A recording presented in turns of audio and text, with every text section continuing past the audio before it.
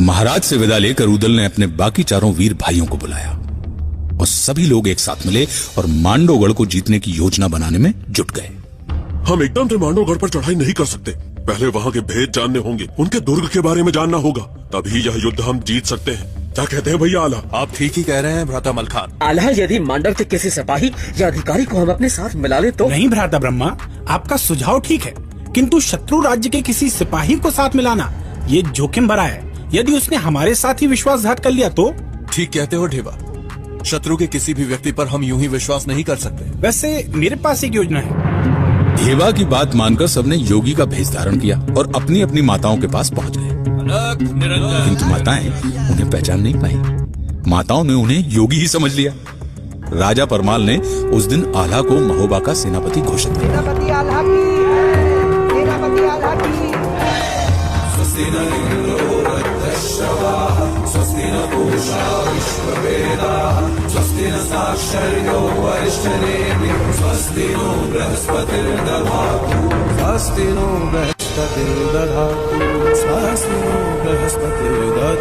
राजा परमाल ने उसे क्रिलिया नामक घोड़ा दिया, ब्रह्मा को हरनागर नाम का घोड़ा दिया, मनोरथ नाम का घोड़ा ढेबा को मिला और बेंदुला नामक घोड़ा उदल को और मलखान को कबूतरी नाम की घोड़ी दी गई। महोबा की सेना तैयार थी और मांडवगढ़ की ओर कूच कर गई।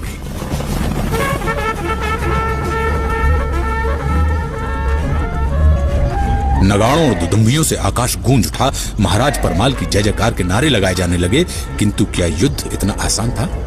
क्या 5 नवयुवकों के दम पर एक महायुद्ध को जीता जा सकता है? मांडवगढ़ की ओर कूच करने के कई दिन बाद महोबा की सेना ने मांडवगढ़ राज्य की सीमा के पास ही बबूरीबन यानी बबूल के जंगल में पड़ाव डाल दिया। सेना की बागडोर राजकुमार ब्रह्मा के हाथों में सौंपी गई। आल्हा, उदल, मलखान और ढेबा योगियों के भेष में मांडव राज्य की सीमा में दाखिल हो गए और योगी होने के नाते उन्हें किसी ने रोका भी नहीं। कुछ ही देर बाद वे मांडवगढ़ किले के मूल द्वार पर पहुंच गए। द्वारपाल ने उन्हें रोक लिया। ठहरिए। अलख निरंजन, कहो वत्स, क्या समस्या है? आप लोग कहाँ से आ रहे हैं? सुदूर हिमालय से। इतनी दूर से? कोई विशेष काम? वत्स, हम सन्यासी हैं, हिमालय से चले हैं दक्षिण के हिंदू सागर तक। रास्ते में तुम्हारा ये नगर आ गया, इसलिए हमने सोचा कि इस नगर की सेवा ग्रहण कर लें। सुना है यहाँ के राजा बड़े दयालु हैं। सो तो ठीक है, लेकिन यहाँ ठहरेंगे कितने दिन? अगर सन्यासी को ये पता होता कि वो कितने दिन ठहरने वाला है तो फिर वो सन्यासी ही क्यों होता है? मन हुआ तो सालों, वरना एक क्षण। मगर वत्स, तुम्हें कोई असुविधा हो तो हम आगे की ओर चले जाएंगे। नहीं नहीं, ऐसी बात नहीं, लेकिन पूछना मेरा काम है। आप बुरा मत मानिए, मांडवगढ़ में आप सभी का स्वागत है। अंदर से अनुमति मिलने के बाद द्वारपाल उन चारों योगियों को अंदर ले गया। अंदर पैर रखते ही उदल की दृष्टि वट वृक्ष पर पड़ी। वट वृक्ष की सबसे ऊंची डाल पर 2 सिर टंगे थे, दक्षराज और वत्सराज के। ये देखकर उदल अपने आप को रोक नहीं पाया और शायद द्वारपाल उदल के मानसिक उद्वेग को पहचान गया। अरे छोटे बाबा जी, पेड़ पे टंगी उन खोपड़ियों को क्या देख रहे हैं? इस नगर में और भी सुंदर चीजें हैं, उन्हें देखिए, उनका आनंद लीजिए। अब तुम हमें सिखाओगे कि क्या देखना है? आल्हा ने हालात को संभालते हुए कहा, स्वामी उदयानंद, आप सन्यासी हैं, किंतु पेड़ पर 2 शीश देखकर उद्विग्न हो गए। सन्यासी को किसी घटना से विचलित होना शोभा नहीं देता। एक सन्यासी के लिए मृत्यु अंतिम सत्य नहीं होता। क्षमा करें गुरुदेव, भावना की ज्वार को रोक नहीं पाया, किंतु इतना विभत्स कृत्य कौन कर सकता? अरे स्वामी जी, हमें इन सबसे क्या लेना? आप पधारे हमारी नगरी में। योगी आगे बढ़ गए। जब सारे योगी रनिवास में रानी कुशला के पास पहुंचे तो उनका बहुत आदर सम्मान किया गया। फिर रानी ने उनसे भजन गाने का आग्रह किया। आल्हा ने अपनी डबली निकाली, मलखान ने मृदंग और ढेबा ने बांसुरी और उदल अपने मीठे स्वर में गाने लगे और उन्होंने वहां पर समा बांध दिया। हरि दर्शन की प्यासी अखियां, हरि दर्शन की प्यासी अखियां, हरि हरि दर्शन की प्यासी अखियाँ, हरि दर्शन की प्यासी। देखो चाहत कमल नयन को, निस दिन रहत उदासी अखियाँ, हरि दर्शन की प्यासी।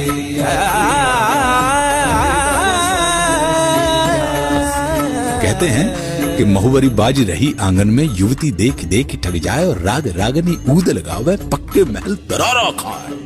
वाह, ऐसे दिव्य संगीत को सुनकर रानी मुग्ध हो गई। उन्होंने मोतियों से भरी थाली योगियों को भेंट कर दी। योगी मोतियों को हाथ में लेकर बड़ी उत्सुकता से देखने लगे। स्वामी जी, इतनी उत्सुकता से क्या देख रहे हैं? माता, ये किस वृक्ष के फूल हैं? बहुत ही सुंदर है, अप्रतिम। योगियों की इस सरलता से रानी और भी प्रभावित हुई। फिर रानी कुशला ने आल्हा से कहा, महाराज, ये मोती हैं, सागर में पाए जाते हैं, अनमोल हैं। तो फिर हमारे लिए किस काम के माता? हम तो निर्मोह की राह पर चल पड़े हैं। हमारे गुरुदेव का यह आदेश है कि थोड़ा भोजन अधिक भजन। इन मोतियों को लेकर हम क्या करेंगे माता? इन्हें आप ही रख लें। महाराज, यहाँ हमारे महल में प्रायः योगी महात्मा और संत आते हैं, लेकिन अहोभाग्य हमारे कि आप लोग यहाँ पधारे और ऐसा प्रतीत हुआ कि सच्चे योगियों के दर्शन हो गए हैं। तो महाराज, निसंकोच आप हमें बताएं कि हम आपकी और क्या सेवा कर सकते हैं।